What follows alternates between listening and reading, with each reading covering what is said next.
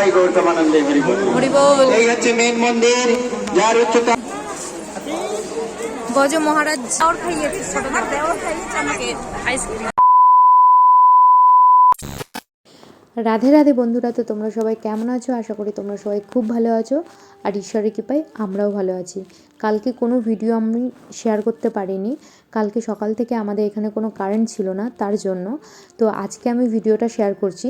তো চলো তোমরা পুরো ভিডিওটা কন্টিনিউ করো, আশা করি তোমাদের এই ভিডিওটা দেখতে খুব ভালো লাগবে।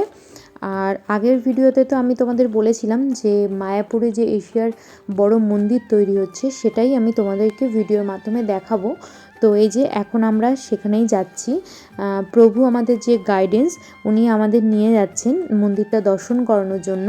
প্রথমে তো কিছু মানুষজনদের নিয়ে প্রভু দর্শন করাচ্ছিলেন, তারপরে গিয়ে তাদেরকে বাইরে পাঠিয়ে তারপরে আবার আমাদেরকে নিয়ে এসেছেন এই মন্দিরটা দর্শন করানোর জন্য। তাই তখন কিন্তু আমি এই জন্যই বাইরে বসেছিলাম আমরা সবাই।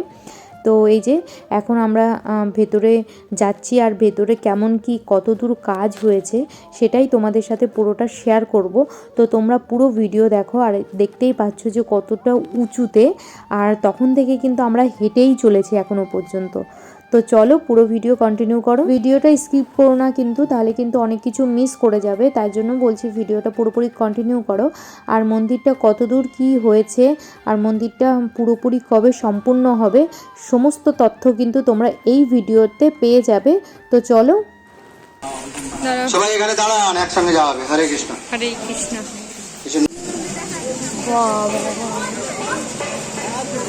এইদিকেও কাজ চলছে, এই যে এখনো কাজ চলছে,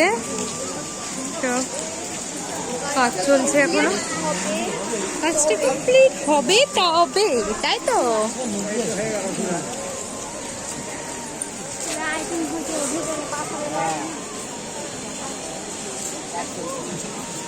এখনো কাজ কমপ্লিট হয়নি,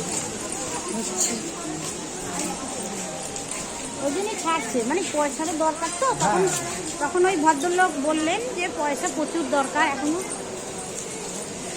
জয় নিতাই, রাধে রাধে।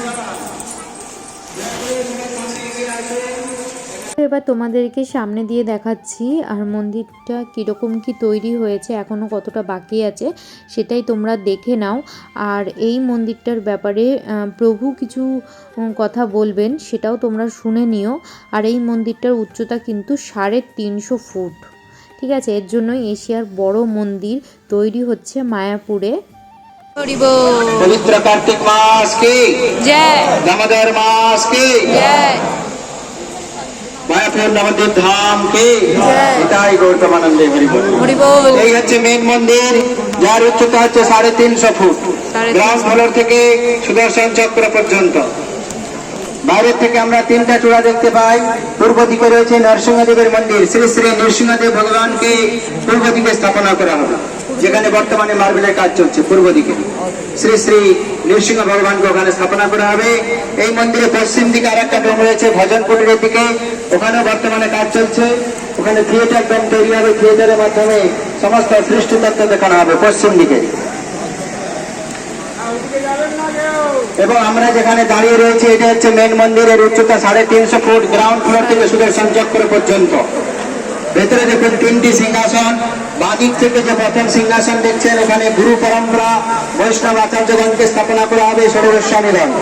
মাঝখানে থাকবে মহাপ্রভু পঞ্চতত্ত্ব ভগবান, জয় শ্রীকৃষ্ণ চৈতন্য প্রভু নিত্যানন্দ শ্রী অদ্বৈত গদাধর শিবাসাদি গৌর ভক্তবৃন্দ। সেই মহাপ্রভুকে মাঝখানে স্থাপনা করা হবে। ডান দিকে থাকবে শ্রী শ্রী রাধা মাধব অষ্টসখী, ডান দিকে রাধা মাধব অষ্টসখী, রাইট সাইড। তো নতুন করে কোনো ভগবান প্রতিষ্ঠা হবে না, পুরোনো মন্দির থেকেই ঠাকুরজি এখানে চলে আসবেন 2025 সালের জানুয়ারি মাসে। 2025 সালের জানুয়ারি মাসে ওই মন্দির থেকেই ভগবান এখানে চলে আসবেন। আসবেন তো আপনারা? এখানে যে দেখছেন first floor, second floor, third floor পর্যন্ত খুব সুন্দর এক্সিবিশন তৈরি হবে। বৃহৎ ভাগবতমে যে গোপকুমারের লীলা বর্ণনা করা আছে, সেগুলি আপনারা এখানে ঘুরে ঘুরে দর্শন করতে পারবেন। থার্ড ফ্লোর পর্যন্ত খুব সুন্দর এক্সিবিশন তৈরি হবে। প্রায় 14টি লিফট তৈরি হবে, লিফটে করে আপনারা উপরে উঠে দর্শন করতে পারবেন। এবং মাঝখান থেকে একটি স্যান্ডেলিয়ার ঝুলানো থাকবে, উপরের দিকে তাকান, উপর থেকে যে লাইট জ্বলছে সেন্টার থেকে একটি স্যান্ডেলিয়ার ঝুলানো থাকবে, একটা ঝুমর, যার মাধ্যমে একটি ব্রহ্মাণ্ড ঘুরতে থাকবে। এখানে আপনারা 14 ভুবন দেখতে পাবেন, এক একটা ব্রহ্মাণ্ড এইভাবে ঘুরতে থাকবে। আমরা রয়েছে পৃথিবীর মাঝখানে, যেটাকে বলা হয় ভূলোক বা মর্তলোক। আমাদের উপরে আছে 7টা লোক, নিচে রয়েছে 7টি লোক। উপরে যে 7টি ব্রহ্মাণ্ড, ভূ ভুব স জন তপ মহা সত্য লোক, তারপরে আছে চিন্ময় ধাম, বৈকুণ্ঠ ধাম, সবার উপরে রয়েছে রাধা কৃষ্ণের ধাম, গোলক বৃন্দাবন। সেই এক একটা ব্রহ্মাণ্ড এইভাবে ঘুরতে থাকবে। নিচে আছে 7টি তলাতল, রসাতল, পাতাল, সেগুলি আপনারা 3য় নম্বর ডোমে থিয়েটারের মাধ্যমে দেখতে পাবেন। খুব সুন্দরভাবে এখানে বর্ণনা করা হবে, এক একটি ব্রহ্মাণ্ড এইভাবে ঘুরতে থাকবে, যাতে মানুষ বুঝতে পারে আমাদের উপরে কটি লোক রয়েছে।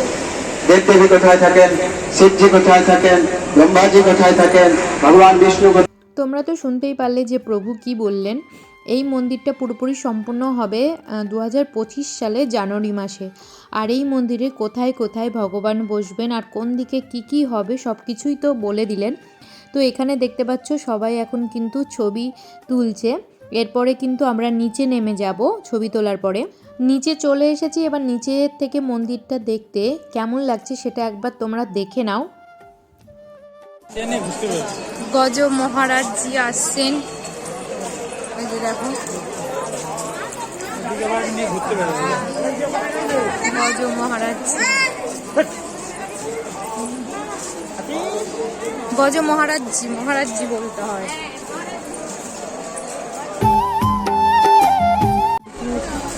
যে আমরা এখন দর্শন করে আসলাম, সেখানে তো ফোন কিছু নিয়ে ঢোকা যাবে না, তো দাদার ও গেছে এখন দর্শন করতে।